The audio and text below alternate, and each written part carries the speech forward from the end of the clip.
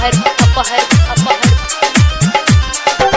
पिसत भंगिया बथे कलैया लगता जातरा बिगड़िए जाई। मन करे गणेश के पापा की सावन बनाई हर चलिए जाई। मन करे गणेश के पापा की सावन बनाई हर चलिए जाई।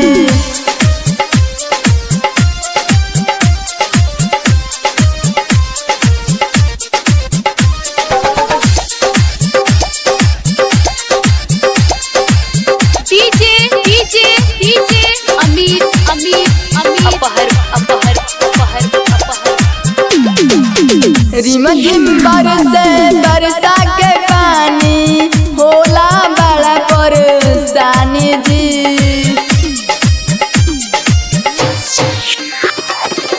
रिम झिम बरसे बरसा के पानी होला बड़ा परेशानी जी। सबके दिहनी महलया डारी झोपड़ी में हम भिंगतानी जी। कार्तिक गणेश के कबले रोवाई औरी दुखावा बढ़िए जाई। मन करे गणेश के पापा की सावन बनाई हर चलिए जाई। मन करे गणेश के पापा की सावन बनाई हर चलिए जाई।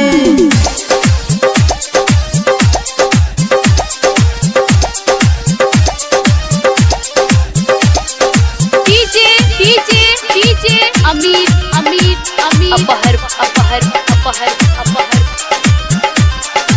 भांग धतूरा खाली चबाई रहिले पर्वत उपरिया जी।